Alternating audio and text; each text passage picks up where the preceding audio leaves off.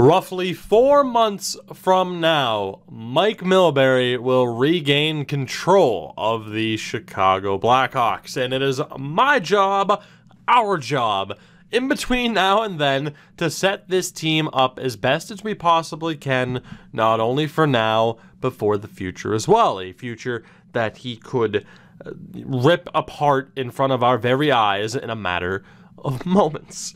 We left the last episode with the question of what do we do heading into the trade deadline. We do have a bit of a role to fill on the third line. We haven't really found the perfect person to go alongside Jonathan Toews and Evan Barrett.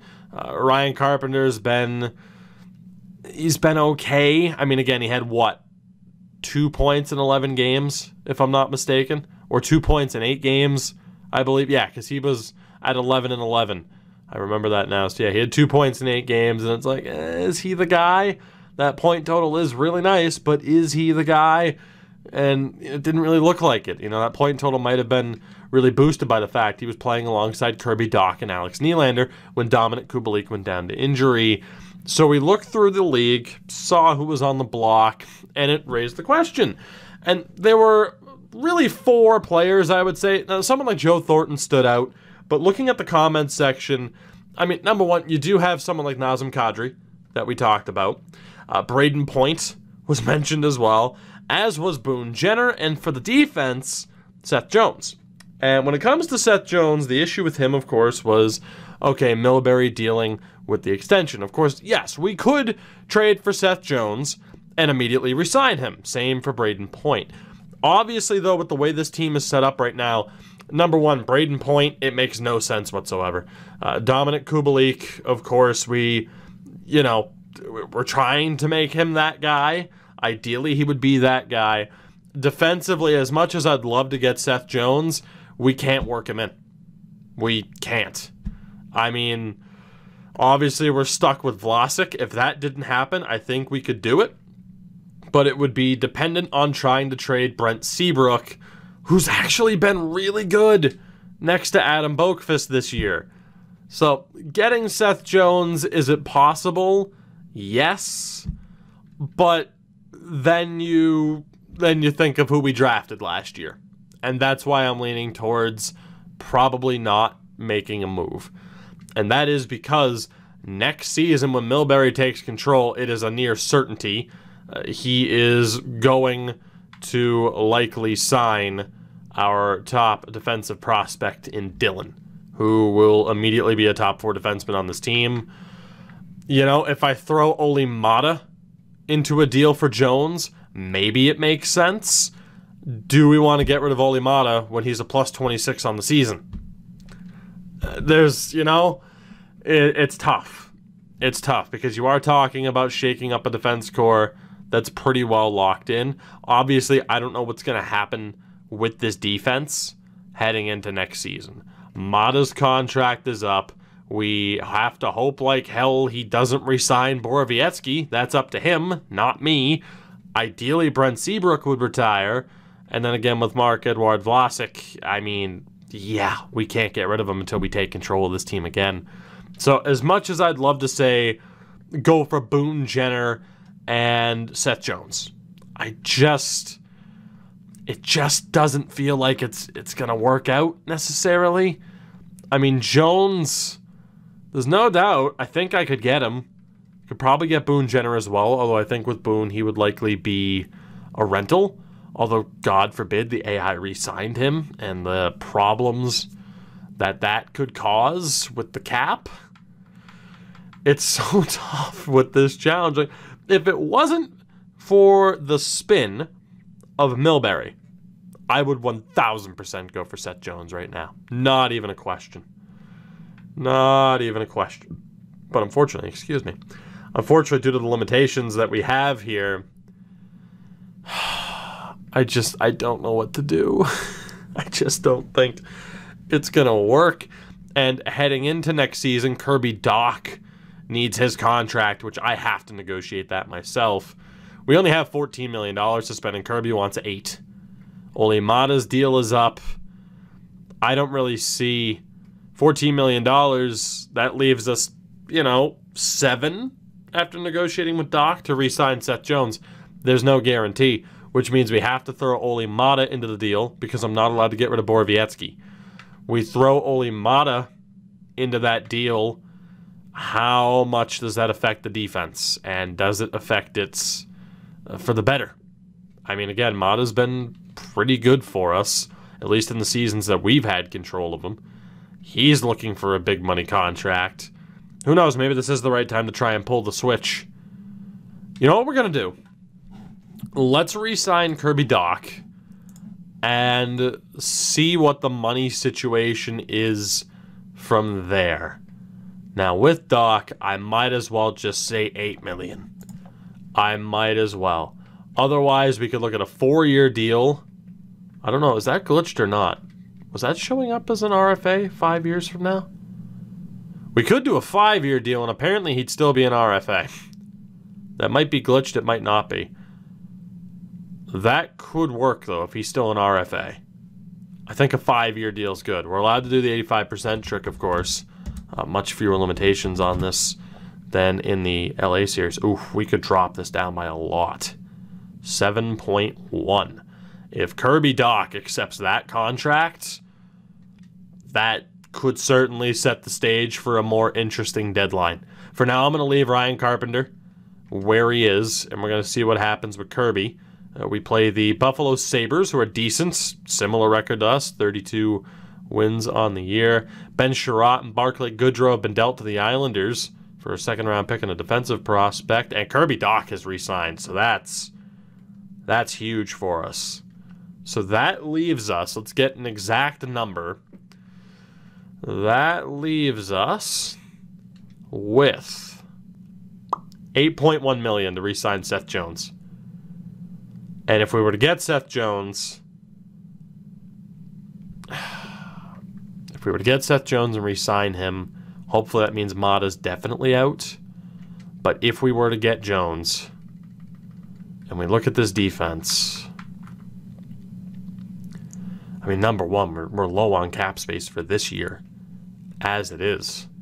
I think we'd have to use Olli Maatta in the trade. We'd have to.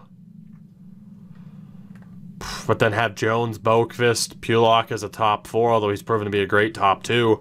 But Pulock in the top 4. So basically Jones, Boqvist, Pulock, and Ian Mitchell would kind of be shaping up, or Dylan would be shaping up to be our top 4. And obviously Mitchell would go. This might be the time to try and trade Seabrook, though. Kind of have it be like a pump and dump situation. Let's at least explore this, right? Let's at least explore this. Seth Jones and potentially Boone Jenner. The question, I think, is whether or not they'd be willing to retain salary. So, just for the hell of this, if I got a draft picks, we'd have to obviously use that Anaheim first. We would be over the cap. No real surprise there. In terms of the cap, we're not allowed to trade Vlasic. We're not allowed to trade Borowiecki. But we are allowed to trade Seabrook. And of course, Dominic Kubalik, that overall is scary for how much he's getting paid, but he's still performing at a pretty high level. Can I get this deal done using Brent Seabrook? They do have cap space. I mean, we'd apparently be good to go. I mean, yeah, we'd be good to go if we can use Brent. And then obviously Seth Jones just outright replaces him. And again, we could get rid of Maatta if we had to. So we're not going to be too close on that going through, at least not yet. I'm okay with using our first, our 2 first-round picks, because why the hell not?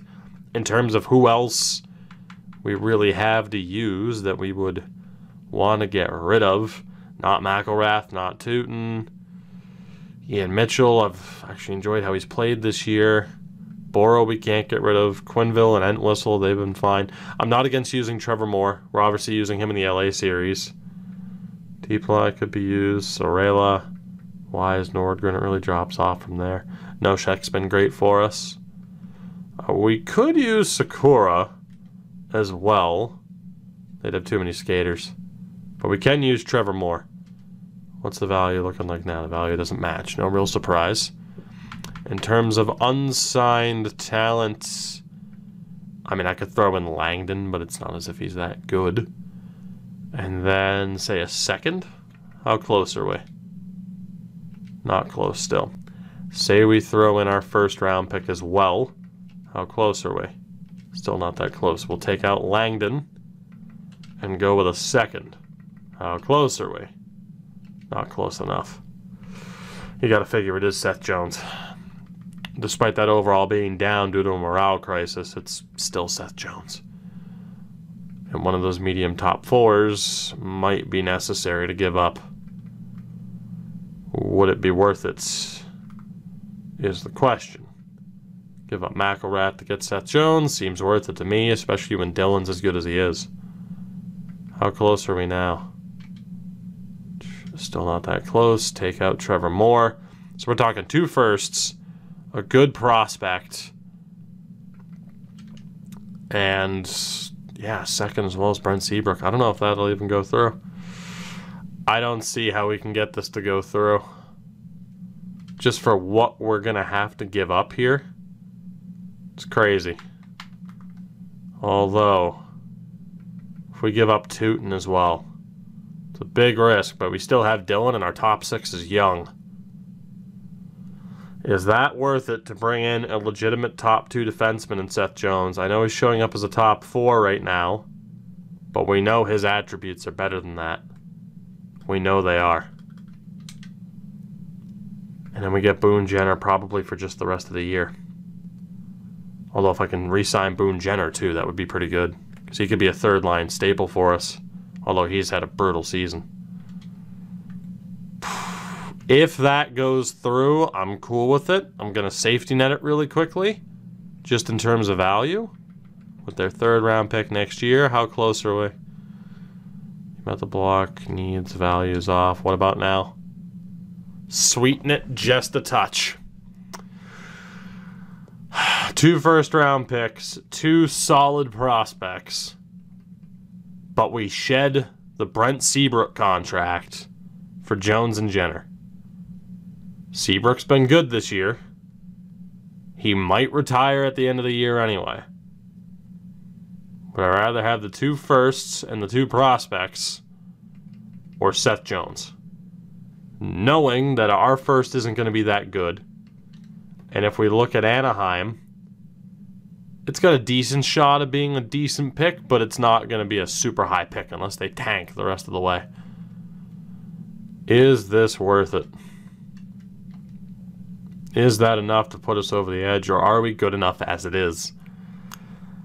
Oh, that's such a drastic trade. Not to mention, I mean, we need a bit more value, so I'd have to retain a little bit on Brent. Unless they have somebody in negative value. But then, you know, cap-wise, we don't really have the room to pull that off. Yeah, Cam Atkinson. We don't have the room to pull that off. Is that worth it?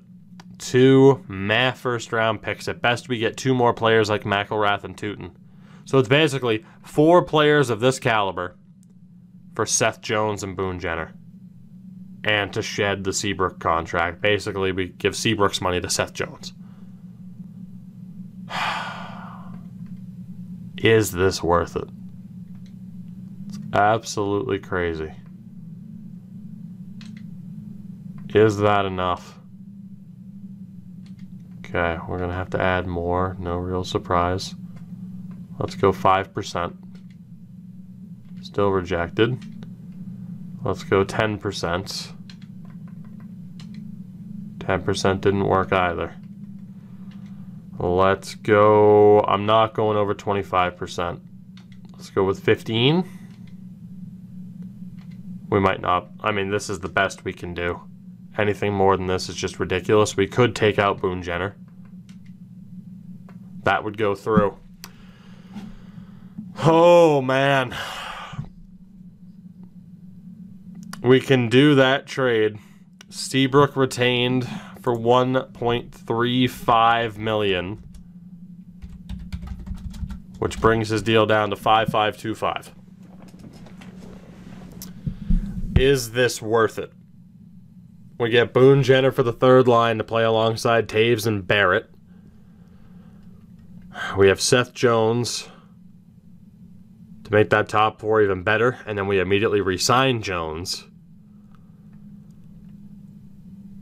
And obviously, the top 4 then again becomes Boqvist, Pulock, Jones, and that top defensive prospect.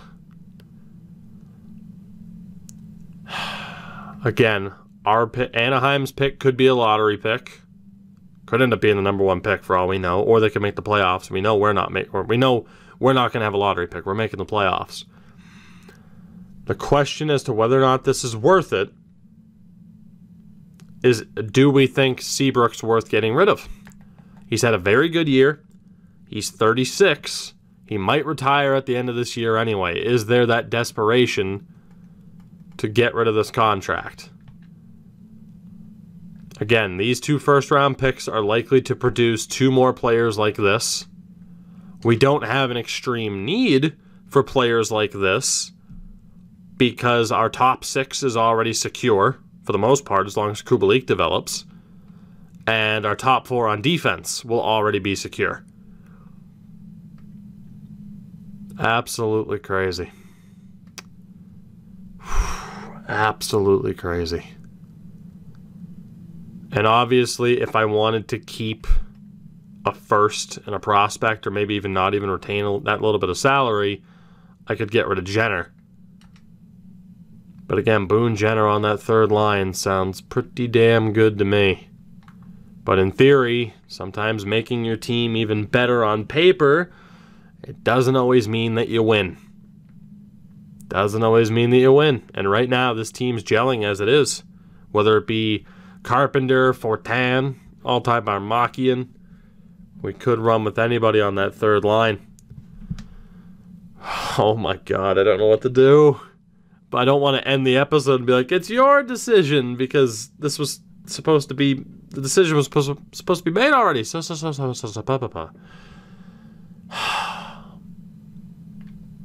I just wish I could negotiate with Seth Jones now in case this were to go through. 2 firsts, 1 guaranteed to be later, 2 okay to good prospects but not great, and Brent Seabrook on a little bit of retained salary to bring in Seth Jones and Boone Jenner. That top 4 with Seth Jones on defense, that sounds outstanding. And all of this thought, all of this thinking could be for naught, because Milbury could fuck it all up within a moment's notice. I'm going to try to bring down the Seabrook retention as far as I can, because why would I not? Try to nickel and dime it, literally, as much as I could. 1275. Seth Jones and Boone Jenner, welcome to Chicago. I'm pulling the trigger on it. Is that going to screw us over? Is the team chemistry now screwed up a bit too much? Are we too good now for our own good in terms of overall? We've already pissed off some players by trading away Brent Seabrook. Did we mess with the chemistry too much? Did we mess with the chemistry too much for that to work out? I don't know.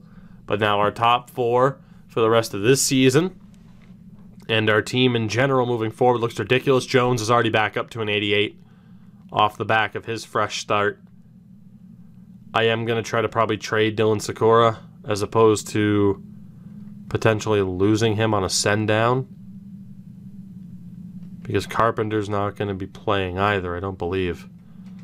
So let's see what we're dealing with, and again, what effect is that going to have defensively? So it sent down... Yeah, it sent down out missile. Okay, so here's what we're going to do. We're going to go best lines for the moment. We got a lot of stuff to fix before we end up simming the rest of the season. Let's see if we can trade Dylan Sikora. He's not bad, but we're going to trust Ryan Carpenter over him. We're up to champion status now, which is not surprising, but that is a drastic move that we just pulled off. Dylan Sikora, what can we get for you? 3rd, a map prospect, and a 5th, 3rd, and a 4th. I just want draft picks. We'll take that from Winnipeg. Why not? So Dylan Sikora's on the way out It's going to piss off some people. Are we screwing with the team chemistry too much? For a winning team, are we screwing with the chemistry too much by trying to push this team over the edge? That's the question. And we are going to find out one way or another. Mackenzie Entwistle, come on back. And we're going to get a look at what this team looks like. So obviously, we're going to go best lines. Carpenter is going to be taken out for Entwistle. We're going to put Quinville back down on the fourth line. And Boone Jenner will be on that third line with Jonathan Taves and Evan Barrett. And I mean, having Boone Jenner on that third line, man. Nylander, Strome, Kubalik, Kane, Doc, DeBrincat. In theory, what that could mean for this team. And again, Borowiecki will sit for Ian Mitchell. So it's still going to be Vlasic and Mitchell, Mata and Pulock now, with Boqvist and Jones. Although Jones, we can get away with having Jones there. And that way Pulock works a little bit better. And then Mata and Jones both as two-ways. So Boqvist was as an offensive defenseman. We have to change him over to a two-way. And then Ian Mitchell and Vlasic will be the OFD, DFD pairing. Although you could argue Vlasic as a two-way could work. And honestly could. We could go straight two-way for everybody. And that might work.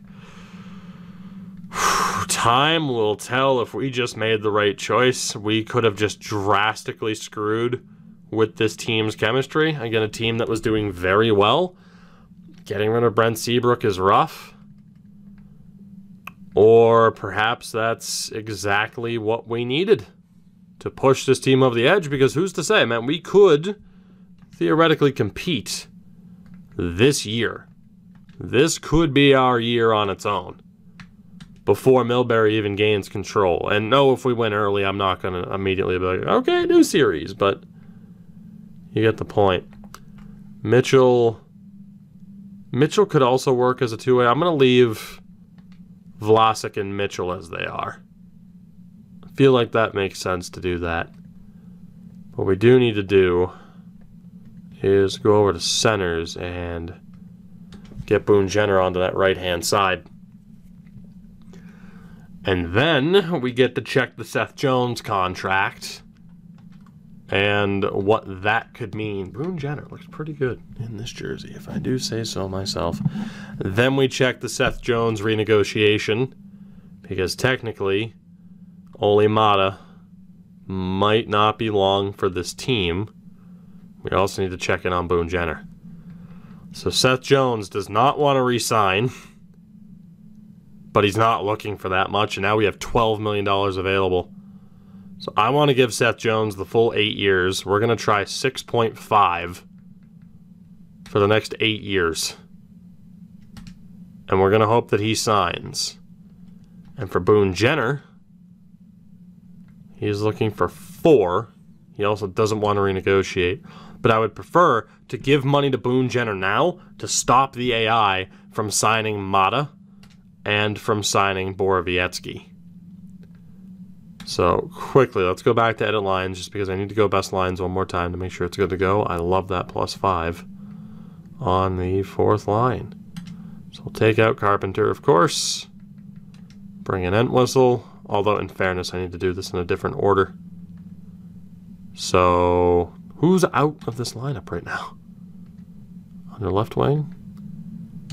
Who's not at center that should be? Oh, it's Taves. All right, you know what? Screw it. We just got to do this anyway. So the penalty kill might be a little bit screwed up. Entwistle might be at center, but it's not going to be an extremely detrimental move. There we go. So that's set up.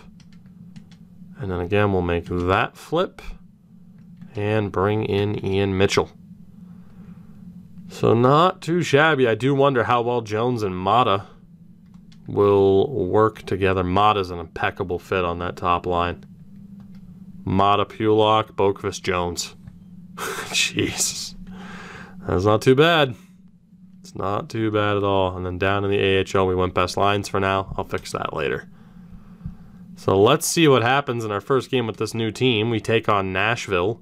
We're on a good run lately. Jones rejected, which doesn't surprise me. And we lose 5-3 to the Preds.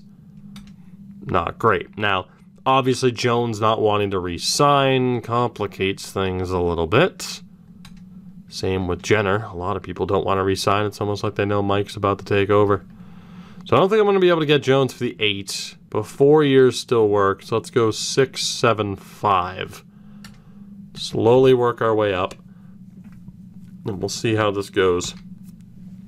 And man, Thomas Nosek, we should probably look to re-sign him as well if we can, because this fourth line this year has been great. So we get ready to play Detroit. Not a good team. Seth Jones is re-signed as we beat the Red Wings 3-0. So did we make the right choice? Time will tell, but we have locked up Seth Jones to a new contract, which is fantastic news. That leaves us with $6 million left. $6 million left. We have to worry about re-signing these players here. Thomas Nosek, I signed on a whim, but he has been spectacular, phenomenal on that fourth line. He is looking for more than I'd prefer to sign him to, though. I want to see, even though he's not an RFA, if I can drop him down to 195. That's a little bit more than I should probably give to a fourth liner, but I don't hate it. And then I'd rather sign Boone Jenner than Olli Maatta because there's just no space in the top 4 defensively. So I'm okay with giving Jenner 4.5 if he'll accept that. Losing Boone Jenner isn't the worst deal in the world, especially if we were to be competitive this year. Will Butcher and Erica Branson are on their way to Minnesota in exchange for Hendrik Lapierre, Philip Johansson, and Vladislav Firstov. That's insane. We beat the Blues 3-1. Jenner rejects. Nosek resigns. So we only have a few days left here before deadline day. Let's see what we can pull off here. So again, it's Jenner that I'm worried about. I'd like to re-sign Olli Maatta, but he's going to be replaced in that top 4. I'm not giving him a 6-year deal. He's been good. He's going to be replaced by our young upstart. And then obviously Boqvist, Jones, and Pulock. So Maatta just doesn't have a spot here anymore. Boone Jenner. We have $5.6 million. Jenner's now looking for 2 years. We have $5.6 million. It could just all go to Jenner. I don't care about Trevor Moore. I don't obviously care about Borowiecki or Olofsson, Ryan Carpenter. I wouldn't mind keeping. He's decent, obviously. Pretty much whatever Boone doesn't take, although Boone's looking like he's going to take all the money at this point. It's probably going to spell the end here for Ryan Carpenter. I think, yeah, we're going to look to re-sign Boone Jenner for this top 9 2-year deal, and we pretty much locked this team into the point where there's nothing Milbury can do unless he starts trading. 4-2 loss to Winnipeg. Jenner has re-signed. Okay, so this roster is pretty much set for this year and heading into next. As in terms of the expiring deals, Olli Maatta's going to go, unfortunately. You know, we don't have the money for him anymore. Borowiecki is going to be on the way out. Yeah, he wants 2.3. So pretty much everybody's out that you see here, unless they're on a 2-way deal, which means this team is locked in. Which means, again, goalie-wise, I didn't look at goalies. Uh-oh. Uh-oh. That could be rough. I didn't look at goaltenders. Oh, shit, I'm going to have to make a move here right now, aren't I? We don't even know if Crawford's going to reject that. It's a huge oversight on my part, but I don't really care. The good thing is Jones, Boqvist, Pulock, and then again on defense, Dillon. Maatta, Borowiecki will be gone. We still have Mitchell. Pray to God Vlasic retires, essentially.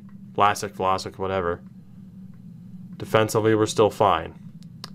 Forward-wise now, it's going to be DeBrincat, Kane, Doc, Strome, Nylander, Kubalik, Taves, Jenner, Barrett as the top 9, which is insane. And then Nosek, Quinville, and Entwistle have proven to be a really good fourth line. So in theory, I don't know if he'll play the forwards the same way that I did this year, especially with someone like Alex Fortin being there.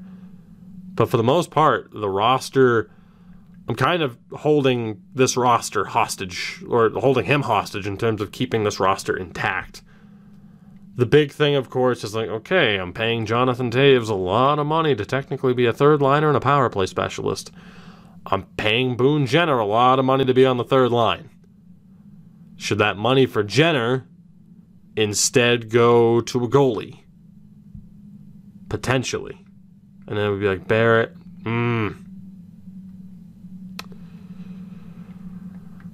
maybe we shouldn't have re-signed Jenner. Maybe we shouldn't have. The problem is, though, with goaltending, nobody here is the answer.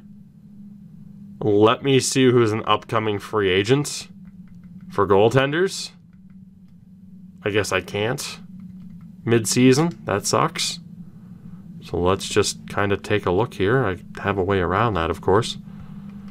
And we'll just take a look. So Winnipeg, like Hellebuck's not up. They're trying to re-sign Shesterkin. Vanacek's up. They already re-signed Samsonov. Like Fleury's going to be up, but we don't know how expensive he's going to be. Markstrom and Demko aren't going to hit the market. Freddie Anderson's not going to hit the open market. From the looks of it, unless we were to pull off a trade anyway, Rask is in St. Louis, go figure. Unless we were to try and pull off a trade anyway, it's not really looking like there's going to be a great goalie option out there for us. It's going to be rough no matter what. So, oh man. You know what? We're sticking with it. We're sticking with it because this team tends to underperform, as we've seen already, when Milbury takes control. We've locked this roster in. Goalie-wise, it could be a big-time struggle next year. Time will tell. Taves, Kane, we're going to take that letter off of DeBrincat, the new defensive leader. I think it's got to be either Pulock, Boqvist, or Jones. I'm going to give it to Ryan Pulock. He's been really good for us. He's going to take over that A for Brent Seabrook. Sorry to DeBrincat, but it happens. I think we're going to stick with it. I think that's it. Will I regret that decision to give Boone Jenner that contract? Potentially. Because all hell could break loose when the AI decides we need a goaltender. We're sticking with this team, though. Let's see what happens. Seth Jones is a Blackhawk. Boone Jenner is a Blackhawk. We know this is Oli Mata's last year here. Ryan Carpenter. As we beat the Devils 7-5. Nashville 4-3. I did lower the scoring a little bit more. We'll see how it plays out here through this half season, or the back half of the season, and see if it needs to be even further adjusted from there. But obviously the total season numbers are still going to be high. As right now we're looking okay. Decent point streak. We beat Edmonton 5-2. Played Toronto. Still pick up a point. Crush Carolina. Crush Florida. Beat Los Angeles. This team's on a tear. We were worried about some chemistry issues, but we are on one hell of a point streak as Dominic Kubalik goes down to injury. We know Ryan Carpenter can do well on that second line. The point streak continues up to 46 wins now, and it finally comes to an end against Pittsburgh as Kubalik is back. That was an absolutely fantastic point streak. Very, very impressive from this team. Also, it put Kirby Dach on that top line. Oh my God. I'm going to flip them back for now, but obviously the 1-2 punch of Dach and Strome, holy hell. Our center depth is insane. I can't wait to see these final season numbers, or end of season numbers. Minnesota, 3-2 shootout win. We beat, as Vlasic goes down to injury, Borowiecki will be in until the end of the season. We also beat the Rangers. We lose to Dallas. So 48 wins, pushing for 50. As we are tied with Minnesota atop this division. We have the ROW tiebreaker, I presume. Let's see what happens here against Washington. Tough team. Big 3-0 win. Minnesota lost. As long as we don't lose our final 2 games, we're going to take the division title and hit 50 wins. Play a Arizona team. We lose 6-3. Does not matter as Minnesota loses.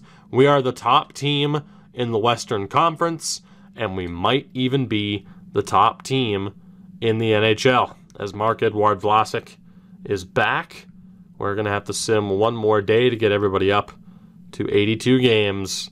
There you have it. Let's take a look and recap this season. 49, 23, and 10 for the Blackhawks. Again, a division title, and at the very least, we are the top team in the Western Conference.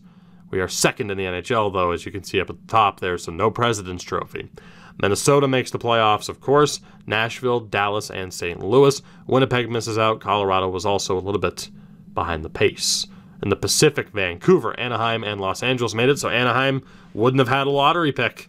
I feel even better now about that trade, as Edmonton, Calgary, Vegas, Arizona, and San Jose was terrible. They all missed out. The Atlantic Division, Toronto, Boston, and Buffalo. Detroit sucked. And in the Metro, Pittsburgh, Philadelphia, the Islanders, Capitals, and Hurricanes. The Blue Jackets absolutely sucked. They finished dead last, so needless to say, they could really benefit. My fucking God, Pittsburgh. I didn't even notice. That's insane. Gensel, Malkin, Zucker, Rust, Crosby, Hornqvist, Lafferty, McCann, Poulin, Tanev, Hollander, Bjorkqvist, Murray and Jerry, Schultz, Letang, Brody, Scandella, Pettersson, Marino. In theory, that's nothing too ridiculous, but Pittsburgh absolutely killed it. Absolutely killed it, as you see just how bad Columbus was. In terms of goals for per game, we had the league's best offense, even above Pittsburgh, one of 5 teams to average at least 4 goals a game. Our goals against, though, was not ideal. Minnesota and Pittsburgh, though, the only ones to finish under a 3. Our power play, top 3 behind Pittsburgh and Philadelphia. Our penalty kill at 76.5%. Mid-table, maybe slightly towards the bottom. In terms of the point totals, this is going to be crazy, isn't it? Yeah, Alex DeBrincat, 120 points, 44 goals, 76 assists. Absolutely crazy. 65 goals for Patrick Kane, 115 points, and 102 points for Dylan Strome with 83 assists. Kirby Dach, 78 points, 31 goals, 70 points for Alex Nylander, and 56 in 68 games for Dominic Kubalik.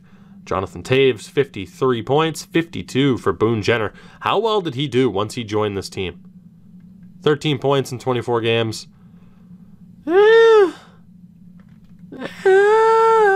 mean, yeah, that's not good. Kind of, for $5 million. Oh, that Boone Jenner contract might come back to haunt me. He's going to be with Mike for a year, and then I can trade him. Evan Barrett was great. 40 points, 22 goals. Quinville was phenomenal on the 4th line with 31 points. That 4th line was tremendous. I love a good 4th line that's not expected to put up points, and then they do that well. Like, the look on Noshek's face is the Thomas, a Noshek. Noshek. Noshek. You know what I said. Yeah, no, when you're not expected to see a line do that good, and then you get 36 goals between the 3 4th liners, it's pretty fucking good. And Ryan Carpenter, 16 points in 23 games. He was great. It's just, when he was on the 3rd line, he just couldn't produce the same amount. Defensively, 60 points for Ryan Pulock. Man, what a player he's proving to be. Yeah, no, that contract's a steal. Seth Jones finished the season with 37 points. He had 24 points in 24 games as a Blackhawk. Good God. Good God. Ole Mata continues to be decent, but obviously it's his last year here. 31 points for Boqvist, 24 for Mitchell. Vlasic was useful. Borowiecki not so much, but he's gone after this year. Boy, howdy. I don't know what our goaltending is going to look like in this postseason. No idea. Expect goaltending to be down, of course, but still. DeBrincat led the NHL in points. There aren't really any surprising names. Chris Tierney. put up 110 points, 73 assists for the Ottawa. Oh, the morale system strikes. Christini's having a real good time. And yes, I've seen how many goals Joel Farabee scored. Alex Turcotte was great. McDavid, Aho, Taylor Hall in Winnipeg. Dylan Strome, of course, Marchand, JT Miller. I wanted to see who was up there for Ottawa without having to scroll all the way over, which we're going to have to. Kachuk, Duclair, they had to have been the line mates. Colin White also had a great season. So yeah, maybe the scoring could be tuned down a little bit more. Time will tell. It's not as crazy as it was, but it's still pretty crazy in terms of goals. Yep. That happened. We had 5 60-goal scorers. Oh, boy. Good stuff. Defensively, I mean, that's realistic if you ask Canucks fans, so I don't know what you're talking about. That's realistic if you ask any Canucks fan. No issues there. Probably no issues with 21 goals for Adam Fox either, according to Rangers fans. Semyon Varlamov was the winningest goaltender with 40 wins. The shutout leader had 5. That was Carter Hart. Save percentage leader, Arundel, probably just won another Vezina despite only 30 games. Yeah, goaltending needs to be a little bit higher, obviously. So whether or not it would have gotten better or did get better with me adjusting the settings from the deadline, I don't know. Time will tell, I think. As Ned Eakin, who was the 4th overall pick in this past draft, with 61 points, 31 goals, just won the Calder. Not a bad shout, though, for the likes of Wallstrom, Formanton, and Matt Boldy. So with that, we're back in the postseason. No real surprise. The question is whether or not the move we made today was the right one to make. Did it mess with the team chemistry too much with the re-signings? Mainly Boone Jenner's. The right to make. We play the St. Louis Blues. There you go, it is confirmed. In the first round. A heated rivalry indeed. Time will tell, though, whether or not this team can live up to expectations in the playoffs. We're absolutely going for a title before Mike gets control. Minnesota plays Nashville. We, of course, play St. Louis, Anaheim, and LA, Vancouver, and Dallas. In the East, it's Philly and the Islanders, Pittsburgh and Carolina, Boston and Buffalo, Toronto, and Washington. One of these 16 teams will be crowned champions. That playoff journey begins in the next episode. Sorry, Mikey boy, you're going to have to wait a little bit longer before getting your mitts on this team. I thank you all for watching. Greatly appreciated as always. You know the deal. Support the video, support the channel, support me. Check out everything in the description, the socials, Twitch, Discord, and of course Patreon. I shout out all of my patrons because I love them. I love all of you, but I love the patrons that much more. Favorite children. I love you all. I'll see you next time. Have a good one. Take it easy. Bye-bye.